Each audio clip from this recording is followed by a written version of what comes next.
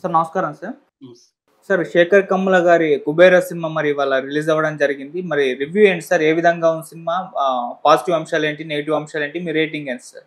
'కుబేరా' ఇంతకు ముందే చూసాను. నిన్న మనం యూఎస్ రివ్యూ చెప్పుకున్నాం. బట్ ఇప్పుడు మనం ప్రత్యక్షంగా చూసాం కాబట్టి ఈ సినిమా ఎలా ఉందనేది చెప్పుకుందాం. మామూలుగా 'శేఖర్ కమ్ముల' ఫీల్ గుడ్ మూవీస్‌కి వెరీ పాపులర్. ఆ తర్వాత ఈ మధ్య ఆయన అక్కడక్కడ అంటే 'లీడర్' లాంటి సినిమాలు తీశాడు. మధ్యలో రీమేక్ ఒకటి చేశాడు. అంటే వేరే డిఫరెంట్ జానరా కూడా ఆయన ట్రై చేస్తున్నాడు. ఇప్పుడు కూడా అలాంటి ఒక డిఫరెంట్ జానరా ఆయన ట్రై చేశాడు. ప్లస్ ఆయన కెరీర్ లోనే ఇది బిగ్గెస్ట్ సినిమా. దాదాపు ప్రీ థియేట్రికల్ బిజినెస్ దాదాపు 166 కోట్ల బిజినెస్ చేస్తుందని చెప్తున్నారు. అట్లాగే అమెజాన్ కూడా మంచి ఆఫర్ ఇస్తుందని చెప్తున్నారు. ఈ క్రమంలో ఏ బడ్జీ లేకుండా టికెట్లు కానీ బుకింగ్స్ వెరీ పూర్ బుకింగ్స్ తో ఈ సినిమా రిలీజ్ అయింది. సో మామూలుగానే 'శేఖర్ కమ్ముల' సినిమాలు ఫస్ట్ సినిమా 'ఆనందం' దగ్గర నుంచి కూడా స్లో టాక్ తోనే హిట్లు వస్తూ ఉంటాయి. సో ఈ సినిమా ఎలా ఉంది? ముందుగా కాస్టింగ్ విషయానికి వస్తే మనకు అందరికీ తెలుసు. నాగార్జున, ధనుష్, రష్మిక, జిమ్ సర్పు, దిలీప్ తహిల్, సాయి షిండే ఇలాంటి సాలిడ్ కాస్టింగ్ ఉంది.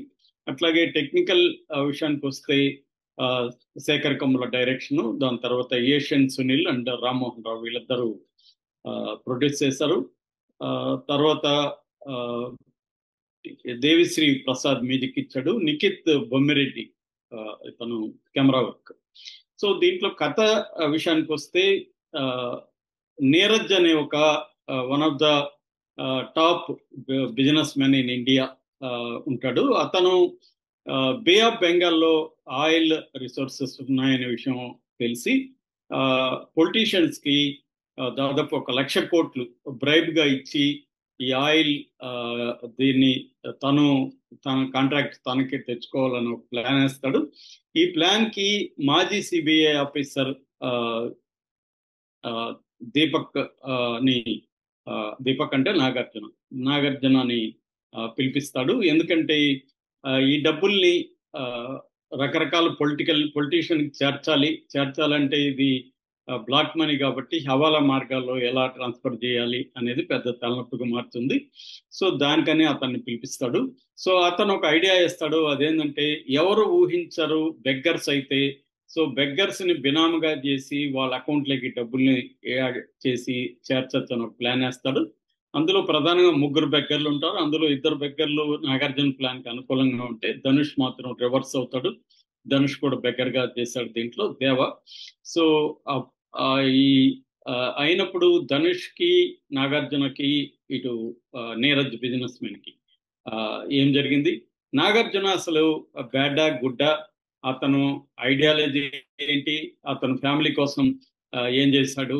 సో ఫైనల్ గా ధనుష్ బిలియనీర్స్ ని బెగ్గర్ స్థాయికి ఎలా తీసుకొచ్చాడు, వీధుల్లోకి ఎలా తీసుకొచ్చాడు. దీంట్లో సమీరా క్యారెక్టర్ వేసిన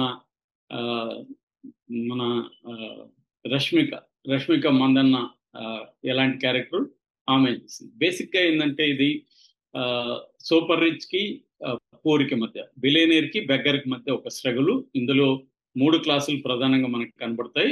super rich, middle class Sameera middle class, lower middle class అమ్మాయి లైఫ్ లో అనేక రకాల స్ట్రగుల్స్ లో ఉంటది. సో ఆ అమ్మాయి ధనుష్ ఎలా కలిసారు, ఆ అమ్మాయి రోల్ ఏంటి, ఇవన్నీ కూడా మనం స్క్రీన్ మీద చూడాలి. అయితే దీన్ని శేఖర్ కమ్ముల ఈ కథని మామూలుగా ఇది కథగా చెప్పాలంటే దీంట్లో ఉండే ఒక ఇంట్రెస్టింగ్ పాయింట్ వచ్చి ఒక స్కామ్ ని బెగ్గర్స్ ద్వారా ఎలా స్కామ్ చేయాలని ట్రై చేశారు. ఆ బెగ్గర్స్ స్కామర్స్ కి ఎలాంటి షాక్ ఇచ్చారు. ఇది ఒక లైన్ లో చెప్పుకోవాలంటే కథ. దీంట్లో శేఖర్ కమ్ముల స్క్రీన్ ప్లే చెప్పాలంటే ఫస్ట్ ఇంట్రడక్షన్ అంటే ఆ శేఖర్ కమ్ముల ఎప్పుడు కూడా కథకి కట్టుబడి ఉంటాడు. రకరకాల వేరే ఏమి కామెడీల కోసం మామూలు regular commercial format Shekhar Kammula follow కాడు. కథకి అపాయిడ్ అయ్యి ఆయన చేస్తాడు. దీంట్లో కూడా అలాగే వెళ్ళాడు. సో ఫస్ట్ హాఫ్ అంతా కూడా introductions, theme introduction, character introduction ఇవన్నీ జరుగుతూ వెళ్తాయి. అట్లాగే బెగ్గర్ వరల్డ్ ఎలా ఉంటది, వాళ్ళ ప్రపంచం ఎలా ఉంటది అనేది చూపిస్తారు. ఇంటర్వెల్కి ముందు రష్మిక క్యారెక్టర్ ఉంటుంది, ఒక యాక్షన్ సీక్వెన్స్ ఉంటుంది. దాని తర్వాత ఇంటర్వెల్ తర్వాత ఇప్పుడు ఈ గేమ్ రియల్ గేమ్ స్టార్ట్ అవుతుంది. ధనుష్ ఒక భయంకరమైన ఒక సూపర్ రిచ్ ఫ్యామిలీతో, ఒక సిబిఐ ఆఫీసర్ తో, ఒక బెగ్గర్ ఎలా పోరాడారు అనేది ప్రధానంగా ఉంటుంది. దీంట్లో ఎమోషనల్ బెగ్గర్ ప్రపంచంలో ఉండే ఒక ఎమోషనల్ డ్రామా కూడా తీసుకొచ్చాడు. ఇది బేసిక్ గా శేఖర్ కమ్ముల తీసుకొచ్చిన స్ట్రక్చర్. సో ఓవరాల్ గా డైరెక్షన్ విషయానికి వస్తే శేఖర్ కమ్ముల చాలా బాగా డైరెక్షన్ చేశాడని చెప్పొచ్చు. రైటర్ కమ్ డైరెక్టర్ అయినా ఆయనకి కో రైటర్ గా చైతన్య పెంగలి, ఆ అమ్మాయి ఆల్రెడీ ప్రముఖ కథకురాలుగా ఎస్టాబ్లిష్ అయింది, కథలు చెప్పడంలో ఎక్స్పర్ట్ అనేది అర్థమైంది. తను గత కొంతకాలంగా శేఖర్ కమ్ముల టీంలో పనిచేస్తుంది. సో అంటే ఒక రైటింగ్ టీం చాలా బాగా పనిచేస్తుందని చెప్పాలి. డైలాగ్స్ చాలా ఎఫెక్టివ్ గా ఉన్నాయి, నేచురల్ గా ఉంటూ నెరేటివ్ కి కనెక్ట్ అవుతూ ఉన్న డైలాగ్స్. అంటే క్లవర్నెస్ మన ఎవరు అయినా త్రివిక్రమ్ కైండ్ ఆఫ్ క్లవర్ డైలాగుల కోసం సీన్ క్రియేట్ చేయడం అలాంటివి లేవు. అట్లాగే ప్రాసలు అట్లాంటి కమర్షియల్ ఎలిమెంట్ లేకుండా సందర్భోచితంగా బ్రహ్మాండమైన డైలాగ్స్ పడ్డాయి. ముఖ్యంగా నాకు ఒక డైలాగ్ బాగా నచ్చింది. ఈ రష్మిక క్యారెక్టర్ సమీరా చెప్తుంది, నేను ఫ్రీడమ్ కోసం మా అమ్మ నాన్నని బెగ్ చేశాను, తర్వాత నాకు రూమ్ లో ప్లేస్ ఇవ్వని నా ఫ్రెండ్ని బెగ్ చేశాను, నాతో బ్రేకప్ అవ్వద్దని నా బాయ్ ఫ్రెండ్ బెగ్ చేశాను, నాకు ఉద్యోగం ఇవ్వమని ఎంప్లాయీస్ని బెగ్ చేశాను అని. అంటే ఒక రకంగా మా అందరూ బెగ్గర్సే అనేది చెప్తుంది. అలాగా అంటే ఒక బెగ్గర్ ప్రపంచాన్ని తీసుకొని దానికి కనెక్ట్ అయ్యే విధంగా, అంటే ఒక సూపర్ రిచ్ ఒక బెగ్గర్. ఇది రెగ్యులర్ థీమ్. నిజానికి మనం చిన్నప్పటి నుంచి బ్లాక్ అండ్ వైట్ లో రాజుపేద కైండ్ ఆఫ్ చూస్తున్నాం. బట్ ఇక్కడ కొంత ఇన్నోవేటివ్ గా అయితే శేఖర్ కమ్ముల ట్రై చేశాడు. ఒక స్కామ్ ని ఎట్లా ఒక సూపర్ రిచ్ పీపుల్ స్కాములు ఎలా చేస్తారు, ఎంత వైవిధ్యంగా చేస్తారు, ముఖ్యంగా ఈ బిగ్ నోట్స్ బ్యాన్ అయినాక ఎటువంటి స్కాములు చేస్తున్నారు, ఆ పద్ధతులు ఏంటి అనేది ఒక కొత్త పాయింట్ లాగైతే మాత్రం వస్తుంది, అది చూపించగలిగాడు. సో డైలాగ్స్ కూడా చాలా బాగున్నాయి ఎఫెక్టివ్ గా. అయితే దీంట్లో రైటింగ్ లో నాకు కనబడిన major problem screen play scripts గా లేదు. చాలా చోట్ల ల్యాగ్లు కనబడుతున్నాయి, అనవసరమైన సీన్లని లాగినట్టుగా ఉంది. అట్లాగే action sequence, interval action sequence కూడా లాగ్ గా అనిపించింది. ఇంకొన్ని ఎమోషనల్ గా ఒక 4-5 సీన్లు సెకండ్ హాఫ్ లో మంచి ఎమోషన్ సీన్స్ వర్కౌట్ అయినాయి. అయితే ఓవరాల్ గా స్క్రీన్ ప్లే మరింత టైట్ గా ఉండొచ్చు. శేఖర్ కమ్ముల సినిమాల్లో జనరల్ గా ఉండే ప్రాబ్లం ఇది, అతను స్క్రిప్ట్ మీద కంటే కూడా ఎక్కువ సీన్లు తీసేసి బాగా వర్కౌట్ అయిన సీన్లని ఎడిటింగ్ లో కట్ చేస్తాడనేది అతని ముందు నుంచి ఉన్న కూడా అతని గురించి చెప్పేవాళ్ళు. ఇందులో కూడా అది కనబడుతుంది. అంటే స్క్రీన్ ప్లేలో ఉన్న స్క్రీన్ ఎడిటింగ్ అంటారు, స్క్రిప్ట్ ఎడిటింగ్ అంటారు, ఆ స్క్రిప్ట్ ఎడిటింగ్ చేయకపోవడం మనకు కనబడుతుంది. దీనివల్ల ప్రొడక్షన్ కాస్ట్ పెరుగుతుంది. రెండోది మన వాళ్ళకి అన్ని నచ్చేసి ఎక్కువ పెట్టేశారంటే ఆడియన్స్ కి అది స్ట్రెయిన్ అయిపోతుంది. సో ఆ స్ట్రెయిన్ అనేది అక్కడక్కడ మైండ్ మనకి స్ట్రెయిన్ అవడం అనేది కనబడుతుంది. ఇంకా యాక్టింగ్ పర్ఫార్మెన్స్కి వస్తే ధనుష్ కి అవార్డు విన్నింగ్ యాక్టింగ్ అని చెప్పొచ్చు. అతను నిజంగా బెగ్గరేమోరా వీడు అనిపించేంతగా ఉంది. నిజంగా అతన్ని బెగ్గర్స్ లో వదిలేస్తే బెగ్గర్స్ కూడా నమ్ముతారు వీడు మనోడే అని.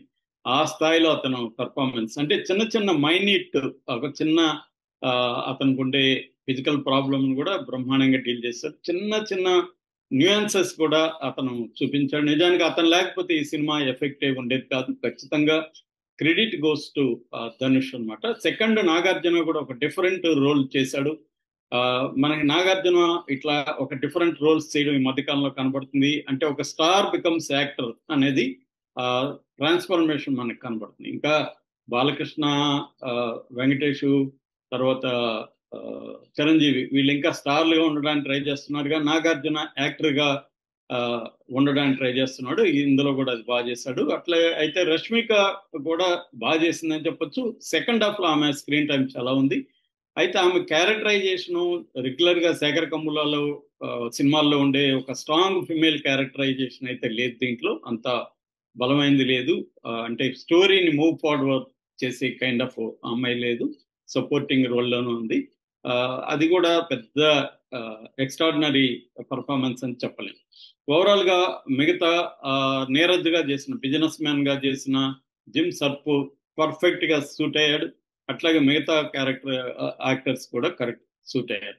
ఇంకా దీంట్లో ప్లస్ చెప్పాలంటే, ఒకటి పర్ఫార్మెన్సెస్, రెండు బ్యాక్గ్రౌండ్ స్కోరు చాలా ఇంట్రెస్టింగ్ గా చేశాడు. చాలా చోట్ల బ్రహ్మాండంగా, అంటే ఒక కొన్ని సీన్లు అయితే శేఖర్ కమ్ముల, ధనుష్, దేవిశ్రీ ముగ్గురు కలిసి ఒక మ్యాజిక్ ని క్రియేట్ చేయగలిగారు. కొన్ని సీన్లలో అద్భుతంగా అనిపించే విధంగా ముగ్గురు కలిసి ఆ టీం వర్క్ మనకు కనబడుతుంది. రైటింగ్ కానీ, డైరెక్షన్ కానీ, మ్యూజిక్ కానీ, యాక్టింగ్, ఇవన్నీ పర్ఫెక్ట్ గా ఉన్నాయి.